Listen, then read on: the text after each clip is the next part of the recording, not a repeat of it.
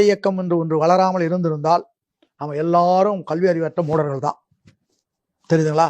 அவன் வந்து எல்லாம் கடவுள் பாப்பானை பார்த்தா காலில் விடுறவங்க தான் நம்ம எல்லாருமே. அப்படிப்பட்ட ஒரு நிலைமை இருந்திருந்தால் பிஜேபி உள்ள இன்னும் ஈஸியா உள்ள வந்திருப்பான்.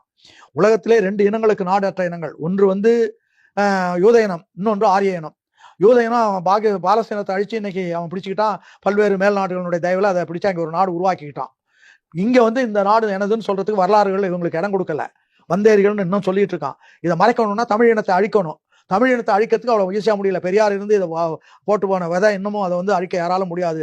யாரு திமுக அண்ணா திமுக போனா கூட தமிழர்கள் மத்தியில பெரியார் இருக்கிறார், அண்ணா இருக்கார். திரும்பவும் இது வந்து எழுச்சி கொள்ற இடமா இருக்குது. இதை எப்படியா அழிக்கணுன்றதுக்கு அவன் திரும்பவும் வந்து நம்ம படிக்கக்கூடாதுன்றதுக்காக முதல்ல சொன்னா இப்ப மறைமுகமா வச்சிருக்காங்க. அவனுடைய அஜெண்டால 3ஆவதுல கவர்மெண்ட் எக்ஸாமினேஷன், 5ஆவதுல கவர்மெண்ட் எக்ஸாமினேஷன், 8ஆவதுல கவர்மெண்ட் எக்ஸாமினேஷன், 3ஆவதுல ஃபெயில் ஆகிறவன் என்ன பண்ணுவான்?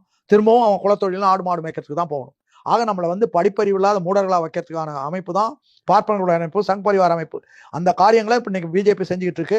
அதுக்கு விவரம் இல்லாத அண்ணா பெரியார் உழைப்பு, காமராஜர் உழைப்புல கல்விக்கூடங்கள் நிறுவியதில் படிச்ச இந்த அண்ணாமலை மாதிரி புறம்போக்குங்க கூட படிச்சது நம்ம எப்படிடா படிச்சோன்றது நினைக்காம பணத்தை அறியாமையினாலே அல்லது பணத்துக்காகவோ ஆசைப்பட்டு அங்கே இருக்காங்களே தவிர, நியாயப்படி எந்த தமிழனாக தமிழ் உணர்வு உள்ளவன் தமிழ் பண்பு உள்ளவன் எவனும் பிஜேபியை வந்து சப்போர்ட் பண்ணாலும் அவன் தமிழனாகவே இருக்க முடியாது.